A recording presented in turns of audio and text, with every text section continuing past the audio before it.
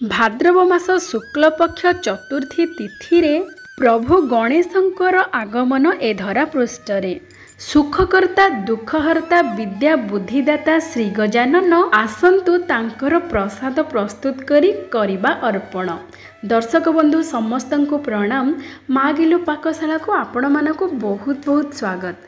आज आम प्रस्तुत करिबा गणेश चतुर्थी उपलक्षे मात्र 3टी सामग्री रे 3 प्रकार मिठा, सी भी पुणी भारी स्वादिष्ट आ प्रस्तुति प्रणाली अति सहज। सेथिपाई आमे एठी नेइचु 2 गिना चीना बादाम। आमे ए चीना बादाम रे प्रस्तुत करिबा बहुत सुंदर मिठा। आउ जेहेतु गजानन गणेशंकर अति प्रिय होची मोदक, आपण माने एथिरे मोदक मध्य प्रस्तुत करि परिबे। तेबे आसंतु आजिर प्रस्तुति आरंभ करिबा। आमे एठी 2 गिना नेइचु चीना बादाम। 2 गिना चीना बादाम को आमे कड़ाई रे दे देबा आ लो टू मीडियम फ्लेम करिकी 3 ରୁ 4 मिनिट पई टिके भाजी दबा, जहा फल कि कंचा बादाम भल भाव में भाजी हो जिवो। आउ एमिति भाजिबे जेमिति बेसी पोड़ी जीवनी। ऊपर चोपा टिके भल भाव में जितेबाला छाड़ाकू लगिवो सेई पर्यंत आपण माने भाजिबे। 3 मिनिट भितर प्रस्तुत हो जिवो। आउ अधिक पोड़ी देले तार रंग मध्य बेसी बदली जिवो। जेहेतु आमे चीना बादाम को आउ थरे भी रांधिबा, सेथिपाई ताकू 3 मिनिट पर्यंत टिके भल भाव में भाजी दबा। तापर देखिबा तार चोपाटा छाड़ुची ना नहीं। जेतेबेले देखिबे बादाम रो चोपाटी आराम रे टिके घसी देले छाड़ी जाउची, सेई पर्यंत आमे भाजिबा। एबे देखंतु 3 मिनिट भितर आमर बादाम सब भाजी हो जाइए। एबे आमे ताकू गोटे थाली को बाहर करदेबा और पूरा पूरी ठंडा करदेबा। पूरा पूरी ठंडा हो गला परे आमे ताकू चोपा को बाहर करबा बादाम रो। आउ जेतेबेले आमे चोपा छड़ेबा, देखंतु प्रथम आमे कोन करबा ना ए बादाम को भल भाव रे 2 हाथ रे एमिति घसी देबा। एमिति घसी देबा फल रे बादाम रो चोपा सब छाड़ी जीवो। तापर आमे बादाम रो चोपा को अलगा कर देबा।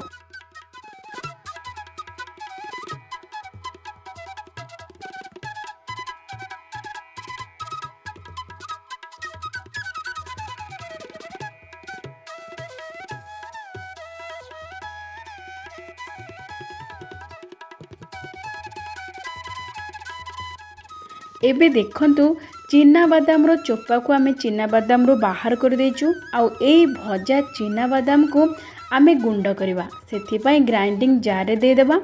आउ ताको पल्स मोड रे गुंड करबा, किंबा 2 सेकेंड रही रही गुंड करबा, जहा फल रे भल भाव रे गुंड हो जिवो। नचेत जदि लगातार आपण माने एई चीना बादाम को गुंड करिवे, जेहेतु चीना बादाम रो निजस्व तेल अंश अछि, से पूरा गोटे डो भलिया हे जिवो। सेथिपाई पल्स मोड रे आपण माने एमिति गुंड कले भल भाव रे पूरा झुरझुरा के गुंड हे जिवो। एबे आमे आमर द्वितीय सामग्री एठी नेइचो क्षीर। जेतिकी आमे नबा चीना बादाम तार अधा आमे एठी नबा क्षीर। आउ तृतीय सामग्री आमे नेइचो चीनी। चीनी आमे नेइचो अधा गिनारू टिके अधिक। एई मात्र 3टी सामग्री रे आमे प्रस्तुत करिबा बहुत स्वादिष्ट आमर मिठा। एबे आमे चीनी आउ क्षीर दे सारिबा परे ताको आउ थरे टिके भल भाव रे बाटी दबा, जहा फल रे कि चीना बादाम क्षीर आउ चीनी भल भाव रे पूरा स्मूथ है कि बाटी हो जिवो। देखंतु केते बढ़िया भाव रे पूरा चिकन है कि बाटी हो जाइछि। बिना खुआरे मध्य एई मिठा पूरा पूरी स्वादिष्ट रहिबो। पूरा काजू कतली ठु भी ढेर स्वादिष्ट रहिबो। जेहेतु आम ए क्षीर देचे, आपण माने चाहिए पानी देकी मध्य प्रस्तुत करि परिबे, किंतु क्षीर देले तार स्वादटा आहुरी बढ़ी जिवो। एबे आमे चुली रे बसई दबा कड़ाई को। तापर आमे जो बाटिकी रखिथिले चीना बादाम क्षीर आउ चीनी को एठी से घोड़टा दे दबा। दे सारिबा परे आमे लो मीडियम फ्लेम करिके ताको भल भाव रे मिसेबा। लगातार ताको टिके घांटू थिबा। आउ फ्लेम को बिल्कुल भी हाई करिवेनी। हाई फ्लेम कले कौन हम ना चारिपटू बा तल पटू टिके टिके लागी जिवो। सेथिपाई लो मीडियम फ्लेम करिवे आउ ताकू एमिति घांटू थिबे। आउ ए मिठा को प्रस्तुत करिबा पई आपण माने चाहिए नॉनस्टिक कड़ाई रे हो किंबा टिके मोटा वाला कड़ाई रे करिवे, जे बहुत बढ़िया प्रस्तुत हबो। आउ पूरा पतला कड़ाई रे कले टिके तळु लागी जाई पारे। एबे आमे देखंतु 3-4 मिनिट भल भाव रे एमिति लगातार घांटी सारिबा परे देखंतु चीना बादाम रो घोड़ भल भाव टिके टिके सुखिला हो गलानी। एबे आमे ताकू आउ 2 रु 3 मिनिट पई लो टू मीडियम फ्लेम रे आउ टिके लगातार घांटीबा।